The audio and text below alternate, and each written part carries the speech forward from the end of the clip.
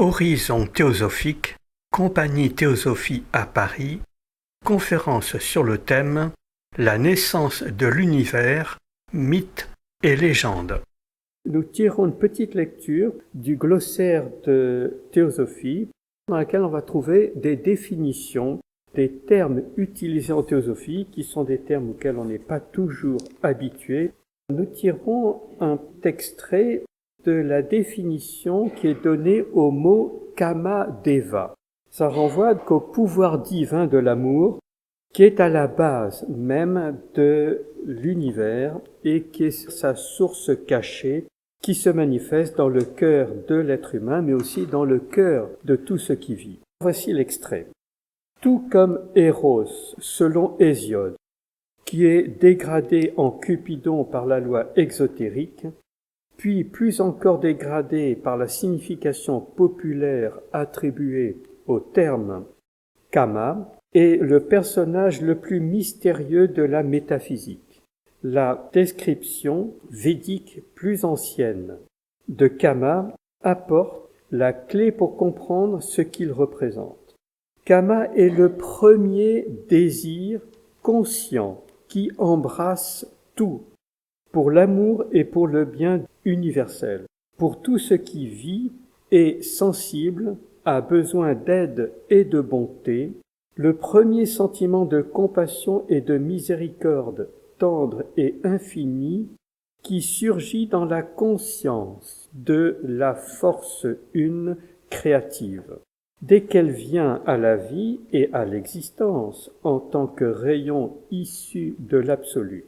Dans le Rig Veda, il est dit « Le désir s'éveilla d'abord dans cela, qui était le germe primordial du mental, et que les sages, cherchant avec leur intellect, ont découvert dans leur cœur comme étant le lien qui unit l'entité à la non-entité. Ou Manas, avec la pure Atma Buddhi, c'est-à-dire l'esprit et l'âme spirituelle en chacun de nous. Il n'y a pas d'idée d'amour sexuel dans cette conception. Kama est avant tout le désir divin de créer le bonheur et l'amour. Voici maintenant les exposés. Nous allons tenter de présenter brièvement quelques mythes sur la création, extraite de l'hindouisme et de la Grèce antique.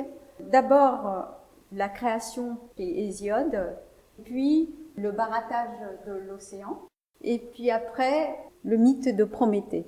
Mais ce ne sont que 3 exemples par rapport à tout ce qui existe, parce qu'on trouve la même chose chez les Égyptiens avec Osiris, Isis, etc. Et puis on trouve la même chose également dans d'autres traditions. Ce qui est important à noter, c'est qu'on va faire ressortir quelques idées qui unissent et qui montrent cette philosophie, cette connaissance divine qui existait dans la mémoire collective de ces différentes populations. Ces mythes sont comme des témoignages de la présence de cette connaissance sur la façon dont les sages qui ont accompagné l'humanité dès sa naissance ont donné cette philosophie, ces mythes, des éléments de connaissance qui existent d'une manière universelle. Madame Blavatsky souligne l'universalité de cet esprit, montrant qu'il n'y a pas un Dieu créateur et que tout est issu d'une impulsion qui fait partie de cet univers et que rien n'est né à partir du néant, qu'il y a toujours quelque chose et une intelligence dans l'univers et des émanations successives avec une finalité qui correspond à la progression spirituelle. On va lire des éléments donnés dans des ouvrages. Là, on a pris la mythologie grecque de Edith Hamilton. Ce sont des exemples frappants et pour ceux qui recherchent avec le contexte de la théosophie, on est frappé et on note ces phrases. Il est dit dès le début, pour les Grecs, ce n'étaient pas les dieux qui avaient créé le monde, mais l'inverse. L'univers avait créé les dieux. Bien qu'il y ait eu des dieux, Le ciel et la terre, Uranus et Gaïa, s'étaient formés et ils étaient l'un et l'autre les premiers parents. Les titans étaient leurs enfants et les dieux leurs petits-enfants.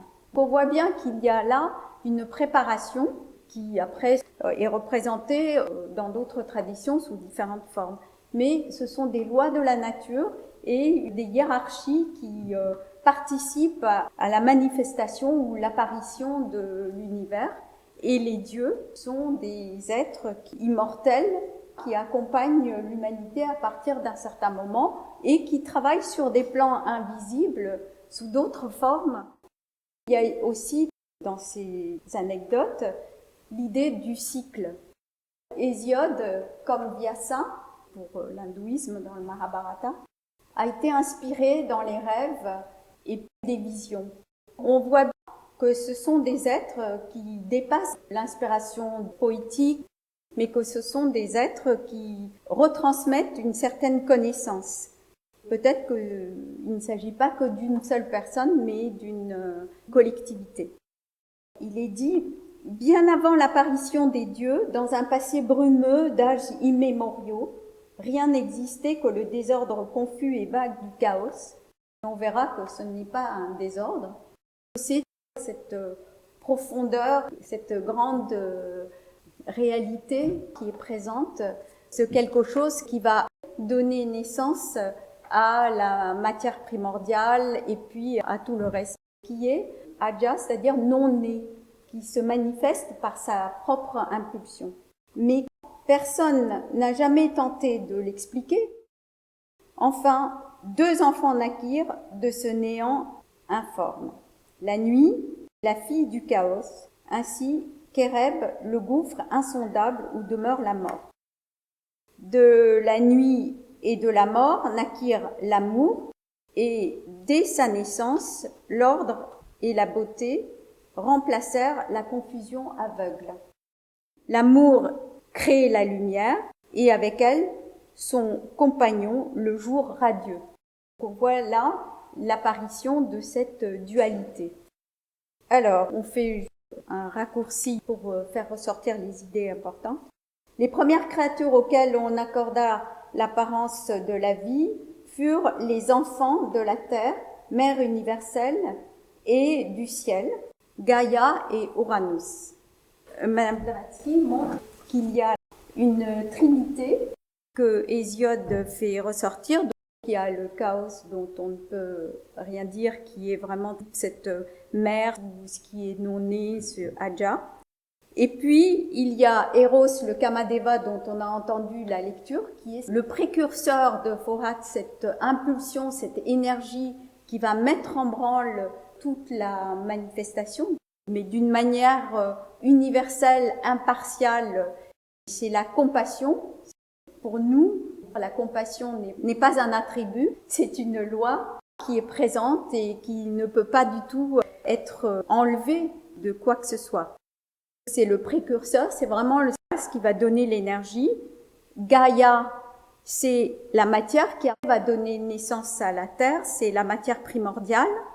Et Uranus, qui est aussi le Varuna dans la mythologie hindoue, le dieu de l'océan, des océans, de l'espace, le Akasha, le ciel, la voûte terrestre, et qui est là, qui est un témoin de tout ce qui va se passer.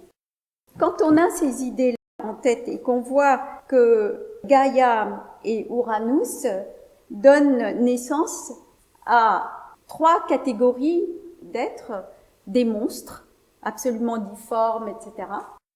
Et viennent ensuite les titans. Ce sont des êtres extrêmement grands en taille et en force. Ils n'étaient pas uniquement funestes, plusieurs même bienfaisants. Donc on voit là l'apparition de la sagesse. Et l'un d'entre eux, après que les hommes eurent été créés, les sauva de la destruction. Mais on en parlera plus tard. Il y a les titans, les monstres, puis les cyclopes, c'est la 3e catégorie. Les cyclopes, qui sont des êtres avec juste un œil.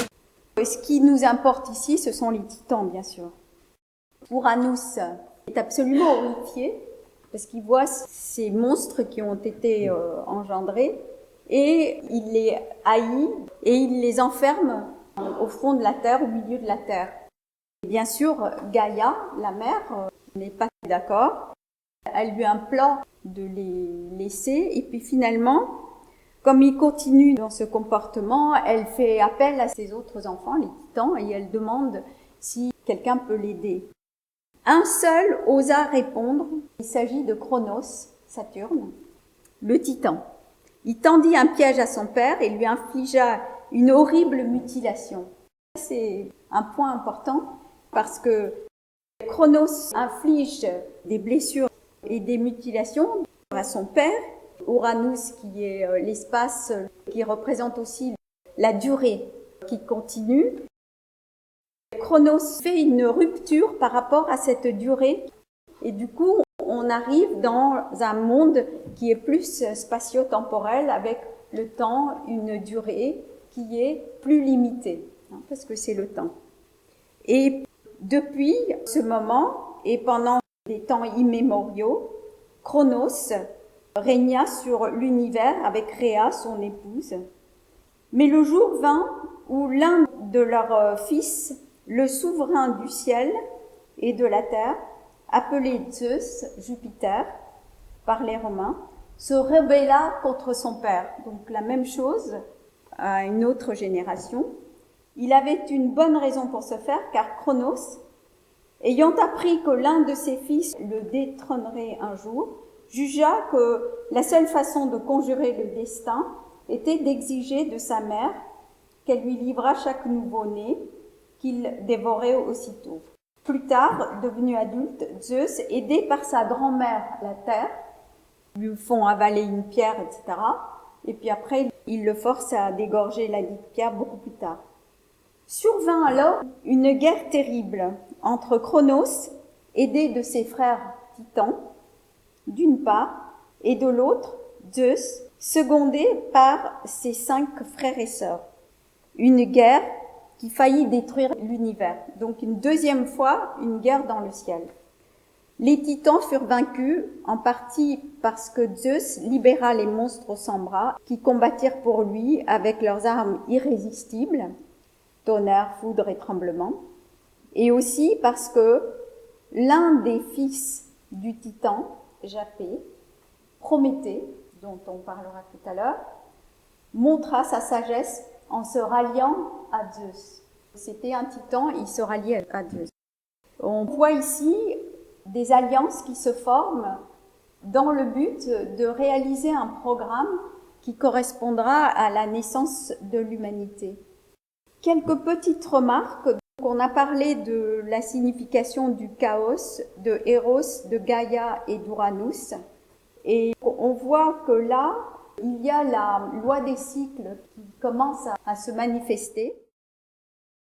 Alors nous allons essayer d'évoquer d'abord le barattage de l'océan de lait pour la formation du monde. D'après la théosophie, tous ces mythes ont été créés par des êtres qui voulaient transmettre des vérités initiatiques, mais qui ne pouvaient pas exposer au regard de tous les hommes et de toutes les femmes. Et bien sûr, ces mythes étaient destinés à être expliqués, à être démontrés lors des différentes initiations jusqu'à la 4e. On n'est pas surpris de voir que le langage ressemble un petit peu à de l'histoire ou même du roman. Ça pouvait déjà inscrire dans le conscient des personnes des idées assez fondamentales. L'idée par exemple qu'au début, il n'y avait pas la Terre, ni les planètes, etc. Il y avait un océan de lait. Un océan de lait, on imagine quelle était la vache qui avait produit cet océan de lait. L'histoire ne le dit pas, mais il faut se représenter un peu l'espace occupé par quelque chose qui allait donner naissance à des réalités. De même que le lait, quand on le baratte, on va récupérer la graisse, le beurre, et puis aussi le fromage, etc. Donc le lait est prometteur de réalités concrètes. qui vont apparaître dans le cours du temps.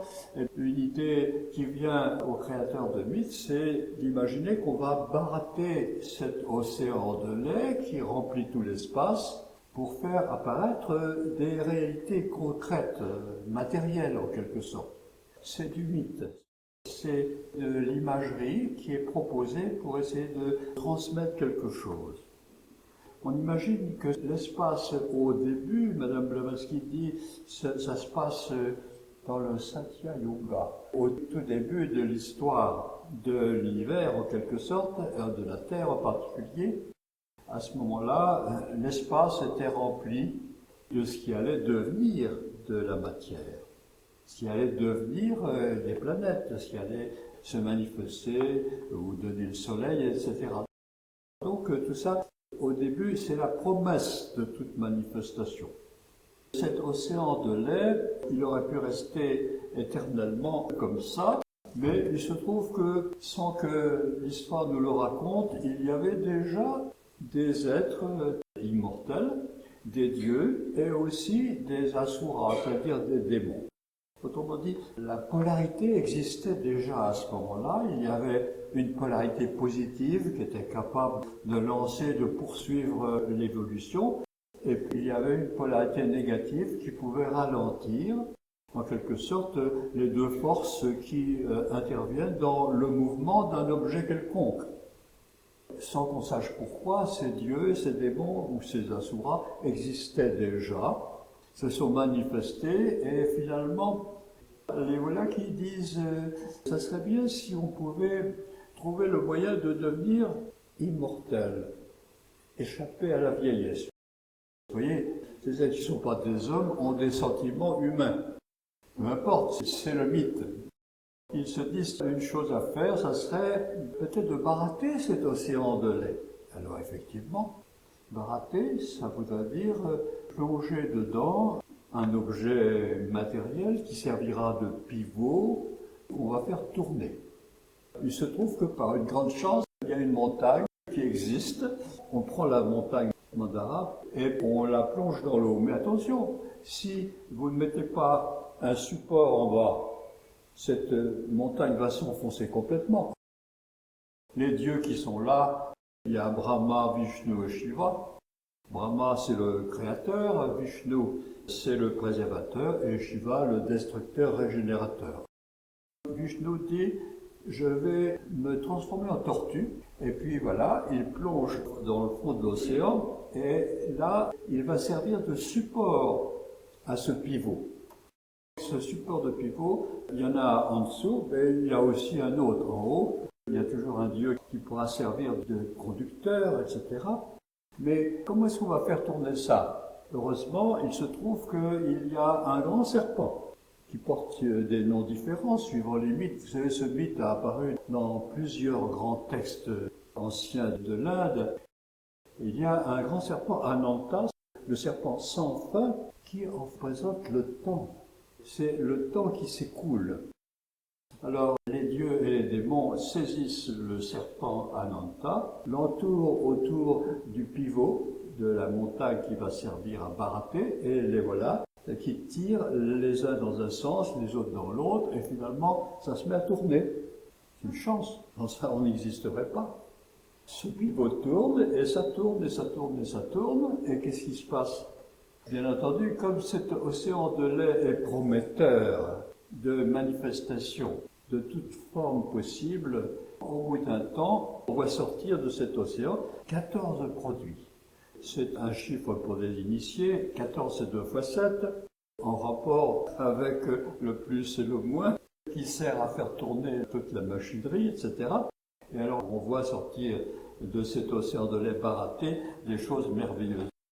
J'ai ici un petit dessin. Vous voyez ici le baraton, c'est-à-dire la montagne qu'on a plongée dans l'eau. Voilà le serpent Ananta. Et d'un côté, il y a les dieux, Brahma, Vishnu, Shiva, qui tiennent la queue. Et puis de l'autre côté, Vairocana, il symbolise les démons, il tient la tête. Heureusement, ils s'entendent. Ils tirent dans le bon sens, de telle sorte qu'à la fin du compte, il se passe quelque chose. Au début, c'était un océan de lait sans rien du tout, et avec le temps, on voit sortir des choses merveilleuses. Par exemple, un éléphant a 4 défenses. Cet éléphant à 4 défenses symbolise la force physique.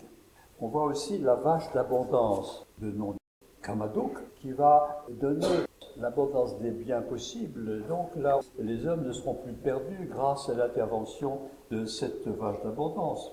Il y a aussi un cheval à 7 têtes, Ushchaishavas. Il représente la vitalité. Il y a Lakshmi, la déesse d'une beauté incroyable, de la beauté et de la fortune. Là, il y a la lune, Chandra, et quoi d'autre encore? Il y a l'arc divin, la conque, et puis surtout, la chose importante, c'est Dhanvantari, le médecin des dieux, portant dans une jarre le liquide d'immortalité, l'amrita. Ce baratage a réussi dans le sens du but poursuivi. Le monde se construit et puis on tire aussi un certain nombre de vertus, d'avantages. Les hommes en profitent, mais surtout, et c'était le but visé par les dieux et les démons, c'est Amrita, l'immortalité. Quand ce médecin des dieux arrive avec sa jarre pleine d'Amrita, pleine de liquide d'immortalité, les démons se précipitent et se saisissent de cette jarre et seraient prêts à consommer. Mais heureusement, un dieu qui intervient et hop, la jarre est confisquée et c'est les dieux qui vont en profiter. Ils vont se la partager, cette liqueur d'Amrita, d'immortalité, et ils vont la boire jusqu'à la dernière goutte. De telle sorte que dans ce beau mythe, les dieux sont eux immortels. Ça ne veut pas dire que les démons vont disparaître. Ils trouveront le moyen de réapparaître quand même. Ça tourne bien et tout le monde en profite et vous comprenez que quand on voit ça, on voit que sur des choses, il y a des arbres qui sortent, la vie en quelque sorte se manifeste et puis aussi il y a la belle dame qui tient un lotus dans ses bras et bien entendu c'est Lakshmi, la déesse de la fortune, etc. Tout tourne bien et les hommes vont pouvoir en profiter. Maintenant, on voit que ce monde est soumis à l'action des dieux et des démons. Il y a tout intérêt à se tourner vers les dieux, leur rendre un culte convenable, Brahma, Vishnu, Shiva, etc. Et toutes les forces qui vont dans le sens commandé par ces dieux en se méfiant énormément des démons. Maintenant, quelques mots sur le mythe de Prométhée. On a appris que dans l'élaboration du monde, il y a les dieux, en particulier Zeus, qui dominent tout, et finalement, le monde va se construire sous leur dépendance, bien entendu. Il y a donc les dieux et toute la famille des dieux, et puis il y a les titans. Malheureusement, les titans n'ont pas le degré de force et de rayonnement des dieux, et ces titans sont soumis à la volonté du chef des dieux, c'est-à-dire Zeus. Ça veut dire qu'avec le temps, ces titans vont avoir à souffrir de cette situation par rapport au grand chef qui domine toute la création. Il se trouve qu'il y a 2 titans particulièrement. Il y en a un qui s'appelle Prométhée et l'autre qui s'appelle Épiméthée, qui vont intervenir dans la construction du monde. Le monde apparaît, les animaux apparaissent, etc. Et ils ont besoin de qualité, ils ont besoin de force, besoin de pouvoir. Ce fou d'Épiméthée va leur donner tous les pouvoirs qu'il aurait dû garder au contraire pour les hommes, qui ne sont pas encore créés. Donc Épiméthée, qui regarde en arrière, se trompe en quelque sorte.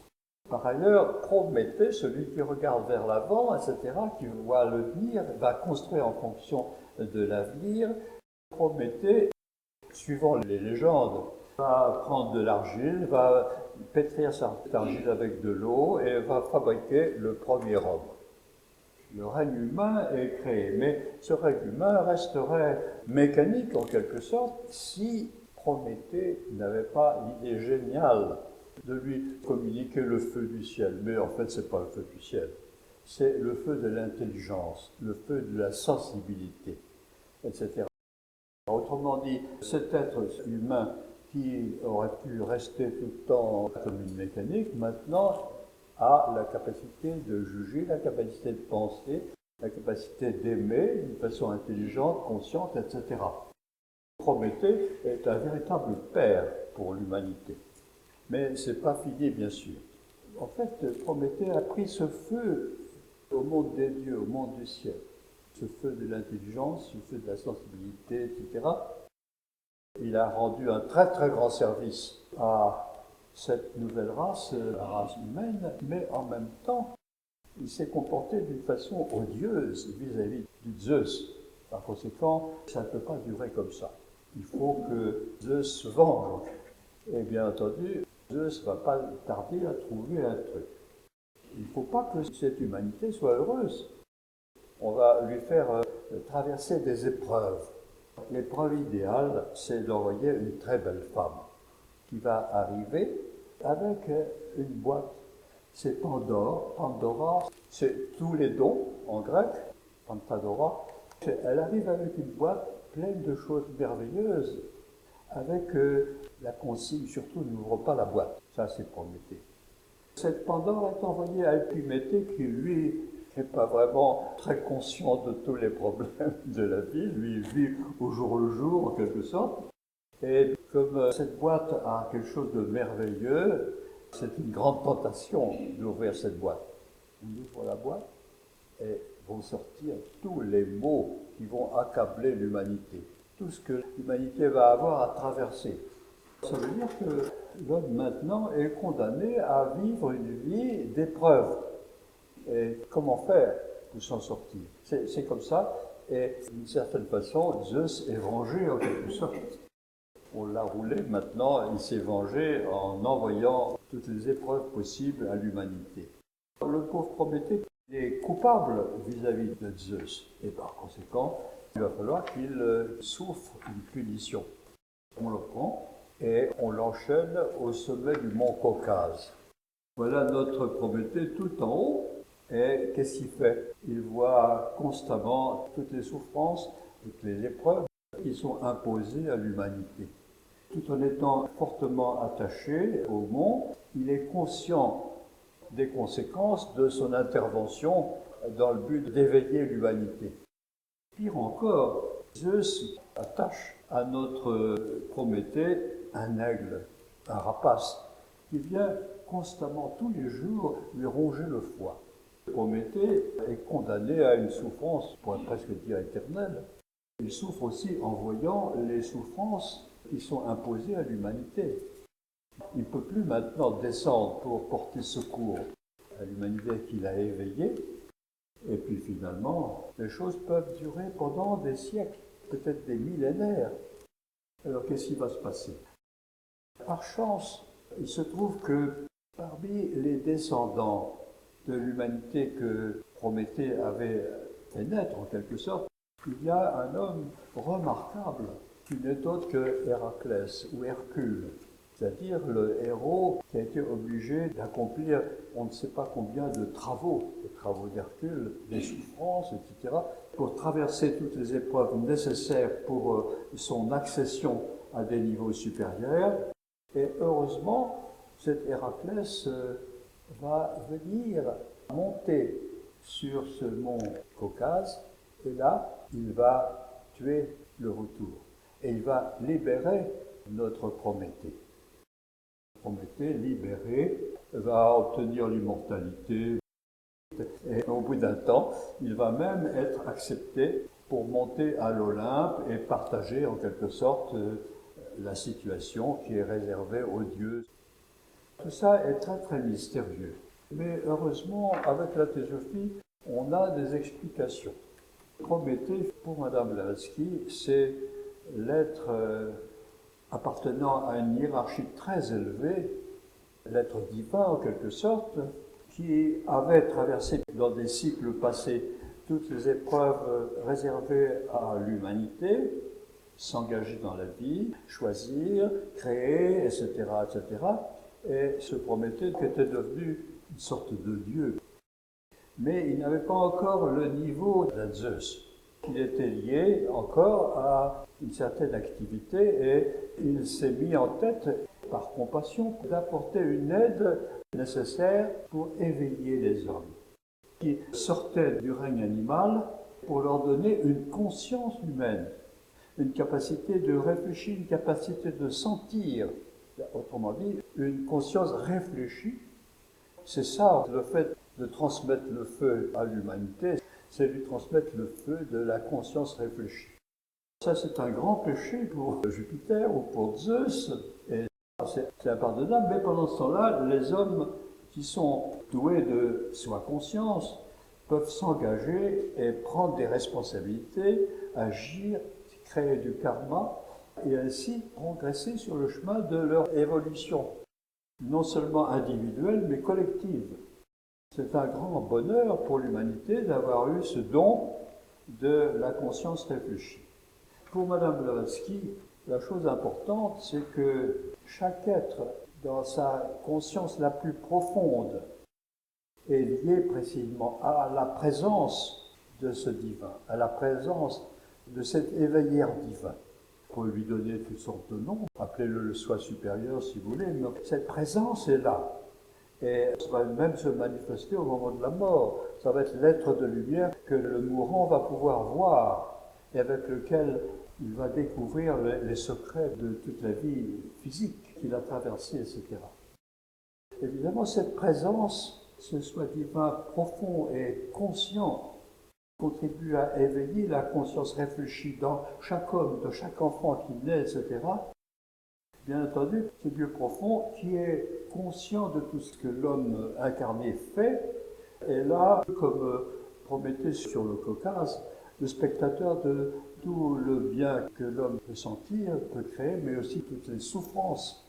Autrement dit, ce Prométhée qui est là au cœur de chaque être est spectateur de toutes ces souffrances, aussi de toutes ces erreurs, de tous ces péchés qu'un homme est capable de commettre, etc., etc. Et ça, combien de temps ça va durer?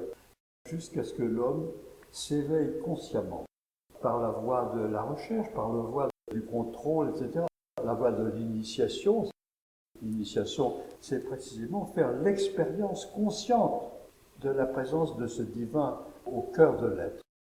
Tout ceci, comme on le voit, c'est Prométhée, ou ce soi divin qui est à l'intérieur, est lié à la destinée de la monade ou l'être que nous sommes en profondeur, etc. Et ça va durer combien de temps? Jusqu'à ce que l'homme que nous sommes se transforme et parvienne à libérer ce Prométhée qui est là, enfermé dans la partie la plus profonde de notre être. Mais libérer ce Prométhée, c'est en même temps atteindre le haut degré de l'initiation, l'éveil complet pour chaque homme, chaque femme que nous sommes. Donc, toute une destinée extraordinaire qui est dessinée un peu dans ce mythe de Prométhée. Prométhée, une fois qu'il aura retrouvé sa liberté, va laisser un être qui, lui, est sur le chemin de devenir un Prométhée à son tour. Autrement dit, de devenir un éveilleur à son tour et d'exploiter tous les pouvoirs qui sont à sa disposition pour devenir un éveilleur. C'est un mythe extraordinaire quand on y pense. Quand on lit dans les œuvres d'Hésiode ou d'autres, etc., on dit « oh bon, c'est une belle histoire ». Mais ça cache quelque chose qui nous concerne directement.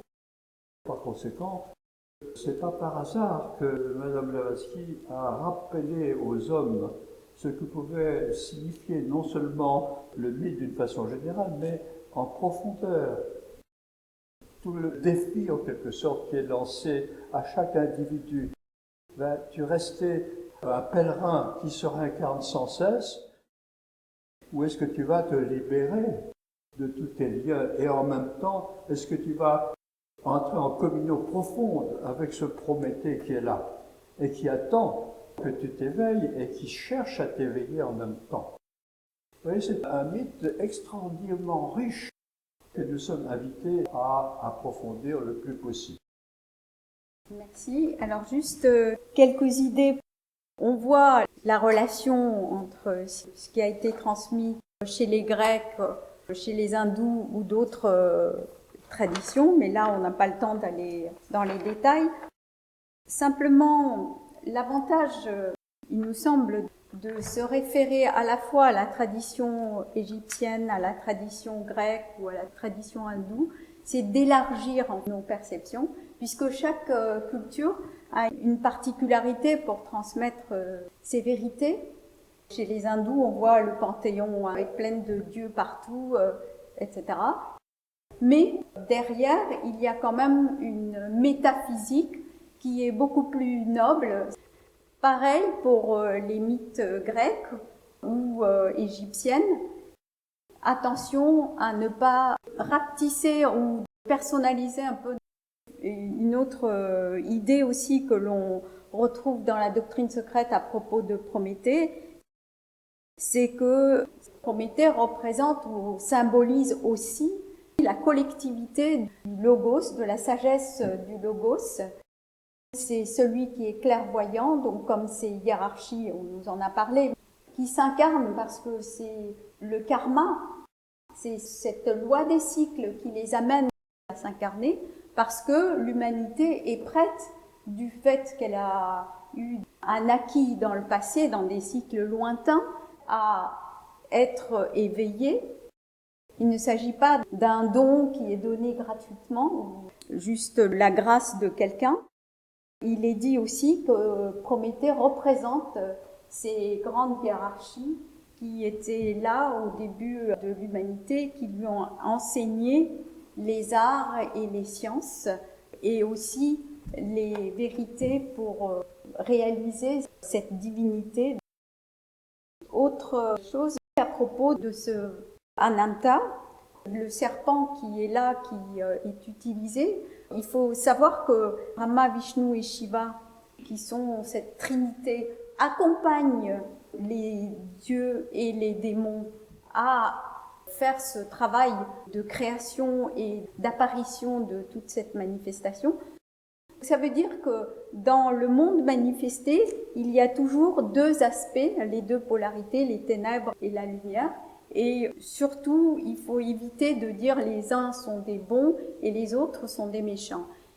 Dans la signification de certaines traditions concernant la rébellion, on a vu Prométhée ou les Asuras qui sont considérés comme les démons, ils sont quand même invités à participer à ce travail de construction et de ce baratage parce qu'ils sont utiles.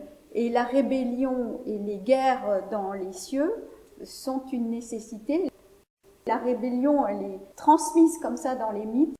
Il s'agit simplement, par exemple, de Cronos ou de Zeus qui se rebelle contre son père, etc., ou Prométhée qui est enchaîné ou qui désobéit à Zeus. C'est parce que ce sont des nécessités. À un moment donné, l'intelligence fait que nous devons nous détacher de cette routine de la nature et nous prendre en charge et avancer avec intelligence.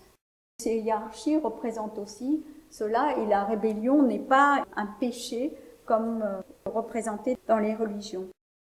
Dans certaines versions du baratage de l'océan, avant que Amrita, ou cette potion qui donne l'immortalité aux individus, est prise par les dieux, il y a un petit flottement.